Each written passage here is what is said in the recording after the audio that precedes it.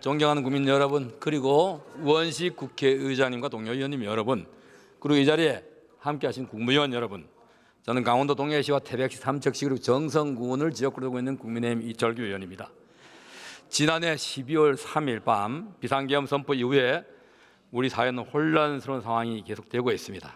이런 와중에도 민생을 챙기기 위해서 불철주야 수고해 주시는 우리 최상목 권한대행과 국무위원 여러분께 수고한다는 말씀을 드리겠습니다.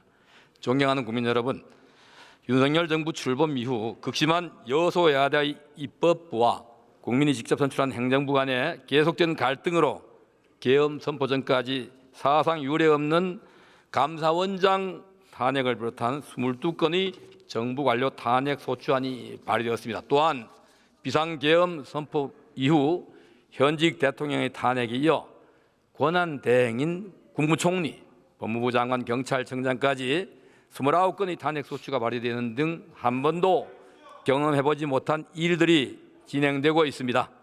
이로 인해 초유의 권한 대행의 대행이라는 기이한 상황까지 처리되고 있습니다.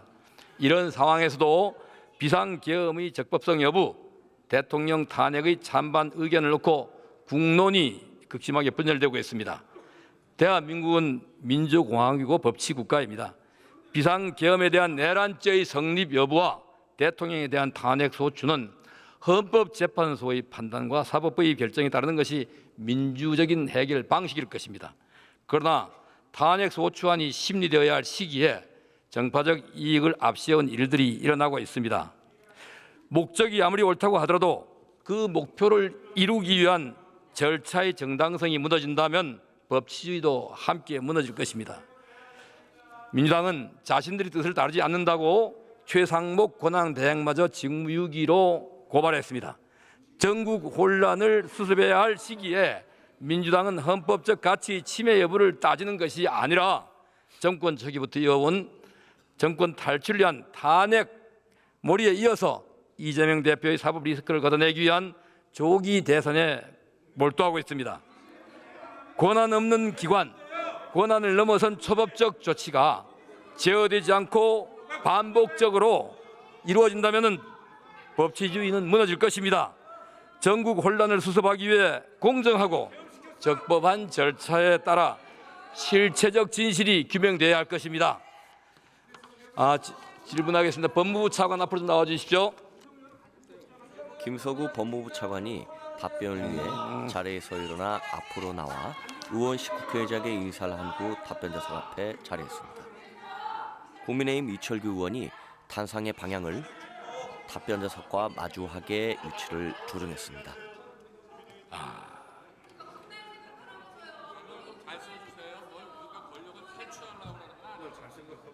네.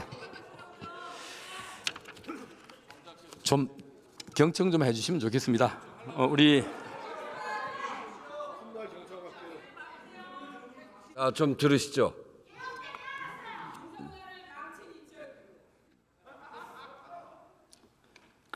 그렇게 대단히 봐주시니 고맙습니다. 자, 우리 법무부 차관님, 네, 우리 형법상 내란죄 구성 요건이 뭡니까? 국헌을 문란한 목적으로 폭동을 일으킨 경우에 해당하는 죄입니다.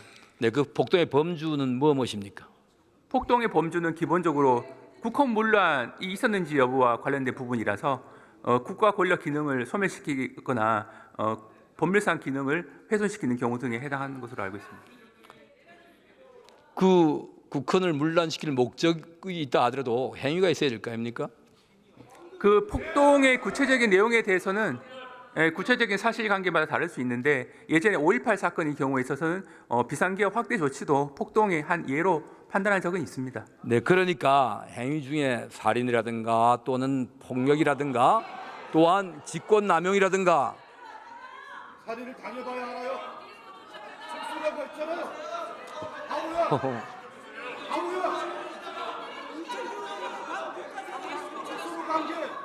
우리 권양엽 의원님, 차관님, 네, 직권남용이 내란죄의 행위 태양에 들어갑니까? 구성 요건에 직권남용도 들어가는 거죠? 직권남용과 내란죄 직권남용도 네. 내란죄의 구성 요건 요소에 들어가는 거죠. 그것은 이제 단정적으로 말씀드릴 수는 없고 그것이 폭동에 해당하는지 여부에 따라서 달라질 수는 있습니다. 아니 예. 내란죄를 범하는데 직권을 넘어서 가지고 의무 없는 일을 시키는 것이 아니, 내란 수단으로서는 가능하죠. 수단으로서. 맞잖아요. 수단으로서. 수단으로서는. 예. 그러니까 직권남용은 내란죄의 그 구성 요소 중에 행위의 대항으로 들어가는 거 맞지 않습니까? 그 별개의 범죄를 구성하는 게 아니라 내란죄가 된다면은 예, 수단이 될 수는 있다 말씀입니다. 될 수 있다가 아니라 되는 것이죠. 내란죄가 범했다면 그 내란죄를 범하는 과정에 직권남용이 당연히 포함되는 거 아닙니까? 별개의 포함될 수는 범죄를 있는데 구성합니까? 반드시 논리적으로 포함된다고 보기는 어려운 면도 있는데 포함될 수는 있습니다. 네네.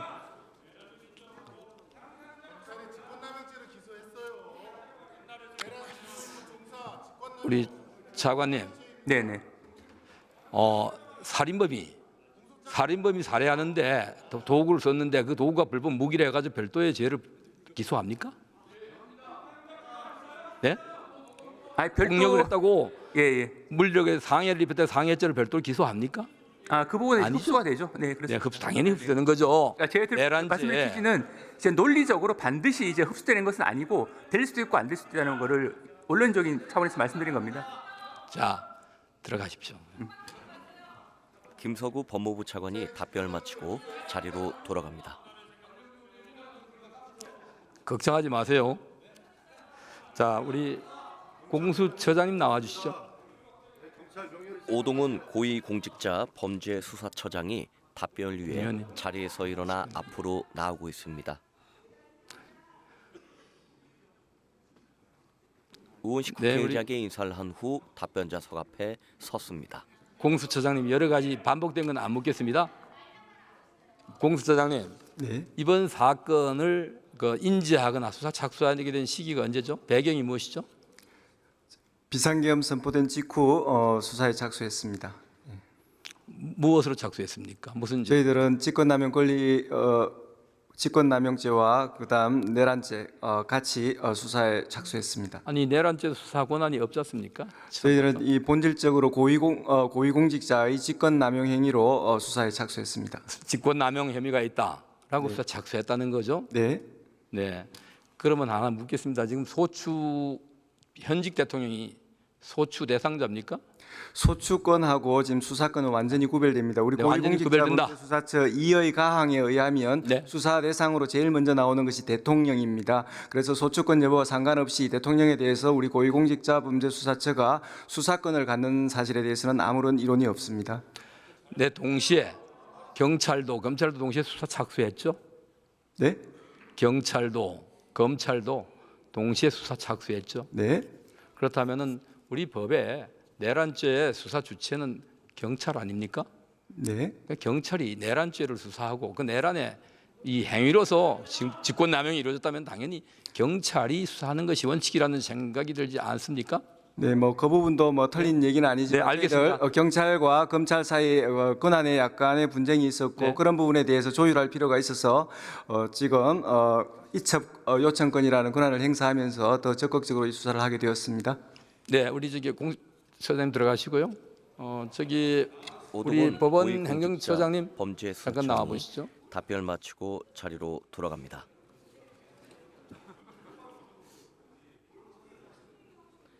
천대엽 법원 행정처장이 답변을 위해 답변자석 앞에 네, 우리 섰습니다. 행정처장님, 예. 지금 현직 대통령은 소추되지 않는다고 되어 있죠. 그냥 재판도 불가능한 거죠. 이 내란죄가 아니고서는 아니 말고요. 예. 다른 이제 내란죄와 외환죄를 제외하고는 일반적인 범죄에 대해서는 네, 기소되지 말씀하신 않고 바와 재판을 받지 못합니다. 같습니다. 예. 자, 그러면은 만약에 현재 재판 진행 중인 사람이 당사자가 대통령에 당선된다면은 그 재판이 진행돼야 됩니까? 중단돼야 됩니까? 그 부분에 대해서는 여러 가지 이제 학설이 있는 것 같습니다. 이것이 장차 저희들이 이제 재판을 통해서 확인하고 또 판단을 내려야 될 사안일 수도 있기 때문에 그 부분에 대해서는 제가 단정적인 대답을 드리기가 곤란할 것 같습니다. 아니 소추되지 않는다고 되어 있는데 이미 소추가 되어 있단 말입니다. 소추된 사안에 대해서 소추된 사안을 재판까지 포함해서 중단시킬 수 있다는 이야기입니까? 아니면 당연히 관계없이 재판은 진행돼야 된다는 뜻입니까? 말씀 한번 해보세요. 의원님 잘 아시는 바와 같이 헌법 교과서를 보면은 이 기소 소추라고 하는 것이 기소만을 뜻하는지 아니면 기소 그리고 유지까지 포함하는 것인지에 대해서 여러 헌법학자들의 견해가 나뉘는 것 같습니다. 그 정도까지만 제가 말씀드리겠습니다. 네, 그렇게 조심스럽게 답변을 하시는데요. 현직 대통령은 내란과 외환의 죄 외에는 이 체포되거나 기소되지 않는다고 되어 있지 않습니까? 수사받지.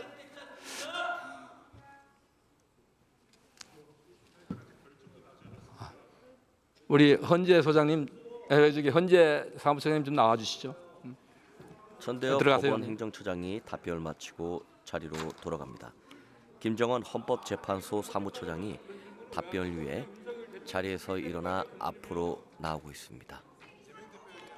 우원식 국회의장에게 인사를 한 후 답변자석 앞에 섰습니다. 지금 현재 탄핵이 소추되면은 탄핵 의결되면은 대통령의 지위가 상실됩니까? 직무만 정지됩니까? 탄핵 소추가 발의되면은 직무가 정지되도록 되어 있습니다. 직무만 정지되는 것이죠. 예, 대통령의 다른 법률적 지위의 변동이 있는 건 아니죠. 그 직무가 정지가 됩니다. 직무만 정지되는 거잖아요. 예. 네. 자, 그러니까 대통령은 경호 대상자로서의 지위를 누릴 수 있습니까? 없습니까? 다시 말씀해 주시겠습니까? 경호 대상자로서의 지위를 누릴 수 있습니까? 없습니까? 그럼 직무는 정지돼 있고요. 지금 경호 문제는 지금 받고 계신 걸로 알고 있습니다. 받고 있는 것으로 아는 게 아니라 그것이 자 우리 헌재 사무처장님, 예, 이것은 기록에 남을 겁니다. 우리가 기록에 남는데 예. 훗날 누가 되든 간에 수치스러운 이런 부끄러운 답변을 하거나 부끄러운 행위를 해서는 안 됩니다. 당당하게 비난을 받더라도 비판을 받더라도 법률가의 양심에 따라 말씀을 해주세요. 예, 알겠습니다. 경호 대상자의 지위가 상실됩니까? 그 부분에 대해서는 제가 여기서 답변 드릴 상황은 아닌 것 같습니다. 정말로 우리 법률가신데 안 듣겠습니다. 들어가십시오. 김정원 헌법재판소 사무처장이 답변을 마치고 자리로 돌아갑니다. 공수처장님 좀 나와 보시죠. 오동훈 고위공직자 우리 범죄수사 최민희 의원님보다는 수장이 많이 알고 위해 있으니까 좀 계시죠. 네.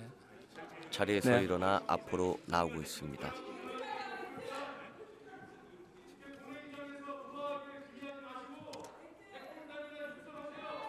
우리 공수처장님, 답변자 이번 앞에 사건 수사와 관련해서 다른 법원에 영장을 청구한 적이 있습니까? 예, 우리 지금 서울 동부 법원에 영장을 청구한 적이 있습니다.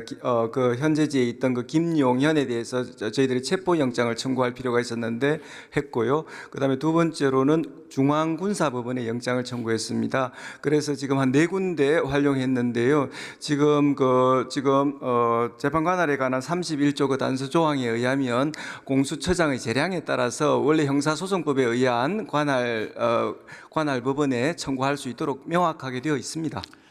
네, 우리 처장님, 우리 공수처법에 의하면은 공수처의 관할 법원은 서울중앙지법으로 정해져 있죠. 네, 다만 31조 예외적으로 단서에 의해서도 원칙적으로 여러 가지, 원칙적으로 권한을 중앙지법이 관할 법원이죠. 네.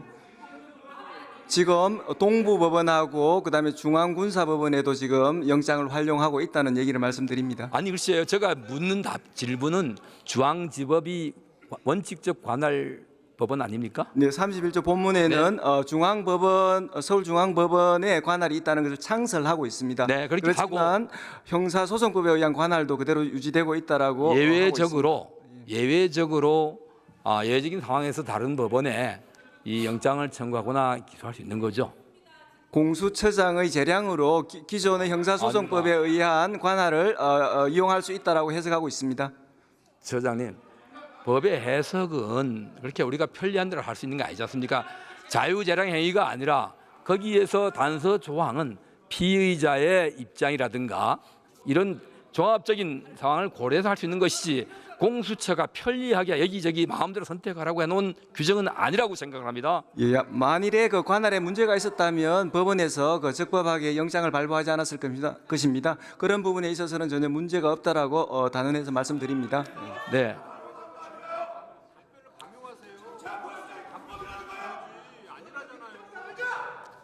의장님.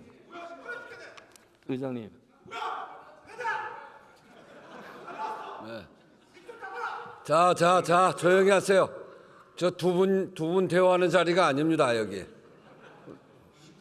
이철규 의원님 질의해 주십시오. 네.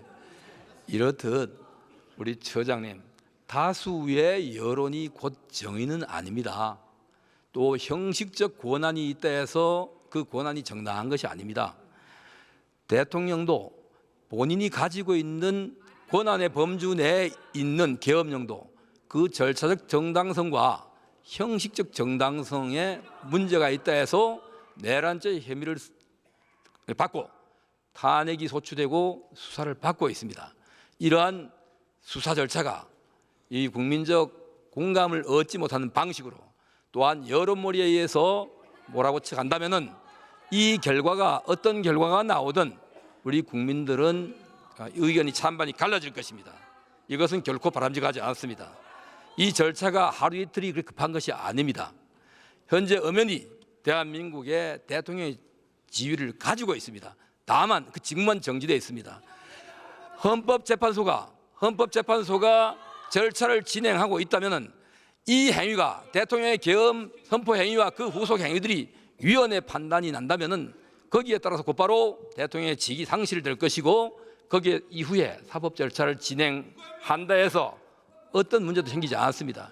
그럼에도 불구하고 현직 대통령을 막대기 잡범을 구속하듯이 또한 여론몰이하듯이 해서 이 충돌을 일으켜가면서 영장을 집행하겠다고 하는 것은 이 국민 모두의 공감을 얻기가 어려울 것이다. 저는 수사와 또한 재판 또 탄핵 절차에 대해서 어떤 이의도 제기하지 않습니다. 다만 이후에 대한민국이 하나 될 수 있도록 신중히 집행해 주시기 바랍니다. 예, 우리 공수처는 적법 절차의 원칙에서 한치의 어긋남 없이 이 사건 수사를 할 것입니다. 예.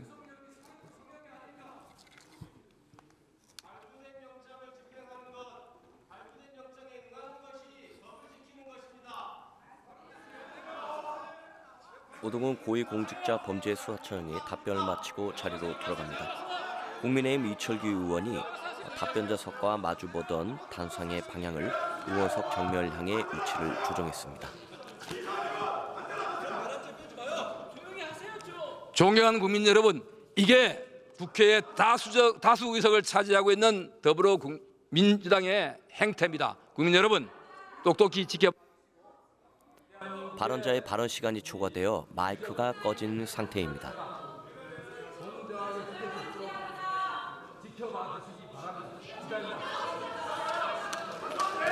국민의힘 이철규